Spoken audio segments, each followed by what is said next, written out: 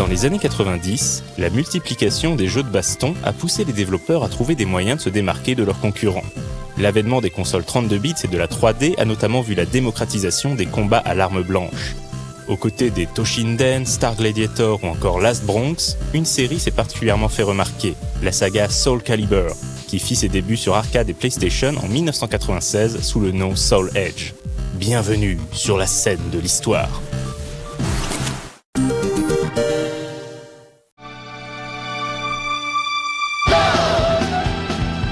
Au cours de l'année 1995, quelques mois après la sortie de la PlayStation au Japon, le partenaire de Sony, Namco, annonce l'arrivée d'un jeu de baston révolutionnaire.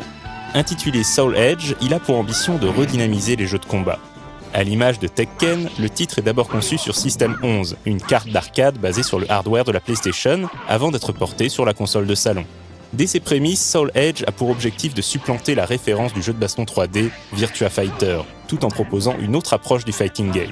Namco va se donner les moyens de ses ambitions avec une réalisation de haute volée, et ce dès l'inoubliable séquence d'introduction et sa chanson légendaire. Il s'agit également d'un des premiers jeux à avoir utilisé la motion capture pour proposer des mouvements d'un grand réalisme.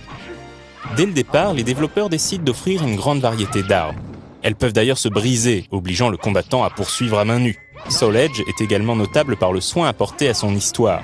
Le jeu se déroule au XVIIe siècle et met en scène des guerriers venus des quatre coins du monde, du Ronin Mitsurugi au chevalier Siegfried en passant par Sophitia, championne des anciens dieux grecs, Taki la Kunoichi, chasseuse de démons, ou encore Voldo, personnage aussi étrange que perturbant. Tous ces combattants transcendent l'histoire et le monde en quête de Soul Edge, une épée aussi puissante que maléfique détenue par le pirate Cervantes de Léon. Cette saga épique offre à Namco l'opportunité de proposer une grande variété d'atmosphères et d'environnements, et un grand soin a été apporté à l'histoire personnelle de chaque belligérant. Lors de sa sortie en 1996, Soul Edge, renommé Soul Blade en Occident, impressionne les joueurs. En plus d'être graphiquement très fin et coloré, le jeu charme les possesseurs de PlayStation grâce à son roster convaincant, son gameplay soigné et une ambiance remarquable. Le jeu de Namco se montre en plus très accessible, lui permettant de séduire un public pas forcément expert des jeux de baston. Le pari est donc réussi pour l'éditeur japonais qui parvient à faire de ce nouveau titre un incontournable de l'ère 32 bits.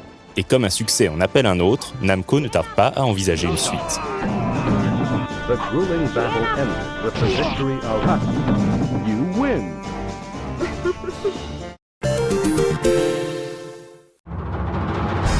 Convaincue par le potentiel de Soul Edge, la firme japonaise annonce un nouvel épisode en 1998. À l'époque, la réussite du premier épisode fait un peu d'ombre à Tekken, l'autre série phare de l'éditeur.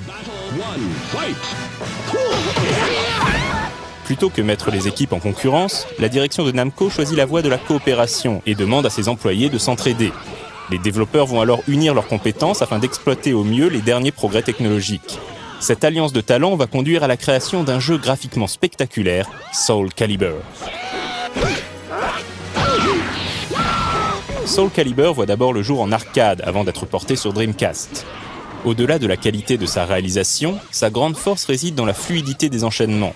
Pour parvenir à ce résultat, Namco a organisé de longues sessions de motion capture en faisant appel à des spécialistes de plusieurs disciplines. Par ailleurs, l'éditeur a instauré le principe du 8-way run, qui consiste à autoriser le déplacement du personnage dans 8 directions différentes. Ce procédé, issu d'un prototype destiné à un jeu abandonné, va permettre aux joueurs de se déplacer librement dans l'arène, enrichissant par là même ses possibilités tactiques. On note également que les armes ne sont plus destructibles. Bien que Soul Calibur conserve l'accessibilité de son prédécesseur, sa courbe de progression est telle qu'il faut plusieurs mois pour maîtriser à la perfection son personnage fétiche. L'histoire commence 3 ans après la fin de Soul Edge. Après la défaite de Cervantes, l'épée maudite a trouvé un nouvel hôte en la personne de Siegfried. Le héros déchu a été transformé en un monstrueux chevalier démoniaque nommé Nightmare, semant terreur et désolation. Une fois de plus, des combattants anciens et nouveaux prennent la route, inexorablement attirés par la destinée. La création de ce nouvel épisode demandera pas moins de 80 personnes et 14 mois de développement intensif. À son arrivée dans les salles d'arcade, le jeu fait un carton. Namco envisage alors de le porter sur console de salon et réfléchit à une adaptation sur PlayStation. Mais c'est finalement vers la Dreamcast, la console la plus puissante du moment, que l'éditeur se tourne. En interne, cette décision est forte, car Sega et Namco sont des concurrents historiques sur le marché de l'arcade. Certains employés tenteront même de s'y opposer. Cette version Dreamcast sortira finalement en août 1999 au Japon, un peu plus d'un an après la version arcade, même si le développement proprement dit n'aura duré que 7 mois. La gifle que représente cette version Dreamcast est si colossale que Famitsu attribue la note de 40 sur 40. Ce n'était arrivé qu'une seule fois auparavant, pour Zelda Ocarina of Time. Soul Calibur, en plus d'être une claque visuelle, est un jeu au gameplay très abouti. Le timing des animations est d'une précision rare et les combattants réagissent au quart de tour. Par rapport à la concurrence, le jeu de Namco se démarque également par un contenu très dense. En dehors des classiques modes arcade, versus et survival, le titre intègre un mode mission très prenant et va même jusqu'à ajouter une option Team Battle dans l'esprit de Virtua Fighter 3. Salué unanimement par la presse et les joueurs, le jeu est à la hauteur de l'attente suscitée. Très en avance sur son temps, Soul Calibur est une telle prouesse qu'il est encore remarquable de nos jours. D'ailleurs, Namco envisagea un temps une nouvelle version arcade intégrant les nouveautés et améliorations de la version Dreamcast, mais abandonna finalement cette idée. À la place, l'éditeur préféra commencer à réfléchir à l'élaboration d'une suite encore plus aboutie.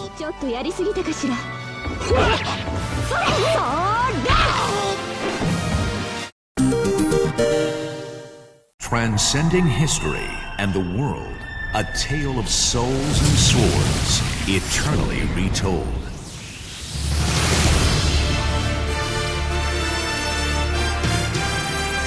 Soul Calibur 2, à l'image de son prédécesseur, est d'abord conçu pour l'arcade avant d'être adapté sur console. Près de 50 personnes sont rattachées au projet et travaillent pendant une quinzaine de mois à l'élaboration de cette suite. Si l'accent est mis sur les graphismes, l'équipe s'efforce à proposer toujours plus de contenu et améliorer le réalisme des combats. Dans cette optique, les artistes se voient confier la réalisation d'arènes possédant plus de relief que dans l'épisode précédent. En revanche, l'action reste concentrée dans un espace limité afin de conserver toute son intensité. Sans être révolutionnaire, Soul Calibur 2 offre tout de même quelques nouveautés sympathiques comme l'ajout de 4 nouveaux combattants et une augmentation considérable de la palette de mouvements. Sa principale innovation réside dans la relation entre les coups verticaux et horizontaux. Les affrontements sont encore plus vifs que sur Dreamcast et la courbe de progression demeure très importante. Techniquement somptueuse, cette suite propose également une particularité de taille. Comme il s'agit d'un jeu multi-support, Namco a essayé de diversifier son offre et a intégré un personnage exclusif à chaque plateforme. Sur Xbox, l'éditeur a obtenu les droits de Spawn, le personnage de comics créé par Todd McFarlane, tandis que la PlayStation 2 propose Heihachi, un combattant issu de la série Tekken.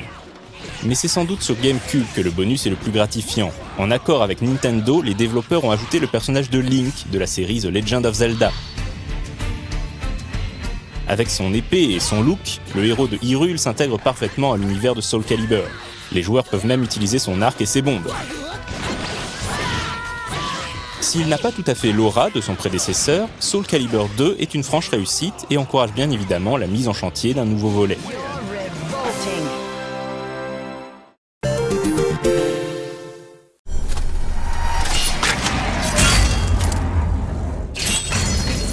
Exclusif à la PlayStation 2, Soul Calibur 3 est sorti tardivement sur cette machine et n'a pas autant marqué les esprits que ses aînés.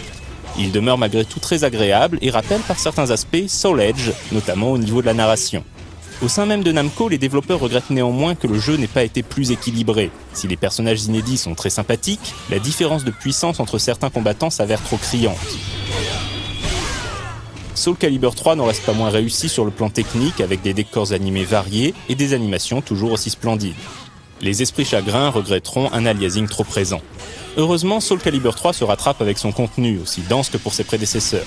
On notera par exemple la possibilité de créer son propre personnage de pied en cap, ou bien le mode chronique de l'épée, dans lequel le joueur peut prendre part à des batailles stratégiques en temps réel, dont le principe et la présentation rappellent la série des Ogre Battle. Aucun mode en ligne n'est en revanche disponible.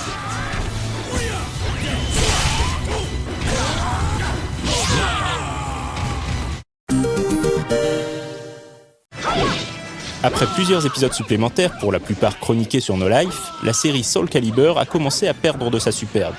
Les possesseurs de Xbox 360 ont eu la possibilité de s'essayer à Soul Calibur premier du nom, mais l'adaptation du jeu Dreamcast n'était pas à la hauteur des espérances, puisque ce portage souffrait de la disparition de certains modes de jeu et de bandes noires. Namco a même proposé ce classique sur les portables et tablettes de la marque Apple, mais là encore, le titre était lourdement amputé. Certains joueurs conservent toutefois l'espoir d'un retour en force de la licence. Des bruits de couloir suggèrent qu'un nouveau Soul Calibur serait à l'étude pour la génération actuelle de consoles. Qui sait, peut-être que l'E3 sera l'occasion pour Namco d'annoncer un nouvel épisode. Après tout, les légendes ne meurent jamais.